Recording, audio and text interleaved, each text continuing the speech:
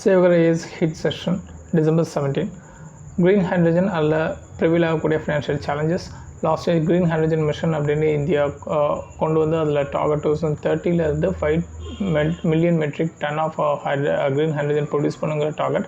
But இதுக்கு financial assistance வந்து காணாது. அதை எப்படிலாம் வந்து இம்ப்ரூவ் பண்ணலாம், ப்ரைவேட்டை உள்ளே கொண்டு வந்து அப்படிங்கிற மாதிரி ஆத்தரில் டிஸ்கஸ் பண்ணியிருக்காங்க. அந்த க்ரீன் வாஷர் இப்போது இந்தியன் ரயில்வேஸாக கம்ப்ளீட்டாக வந்து நம்ம க்ரீனாக மாற்றணும், ரெனியூபிள் எனர்ஜி மூலியமாக அதை எனர்ஜைஸ் பண்ணணும். ஸோ இதனால் locomotive diesel locomotive engines already even தான் அதுக்கு லைஃப் இருந்தாலும் அதை வந்து நம்ம ஃபேஸ் அவுட் பண்ணிக்கிட்டே வரும்.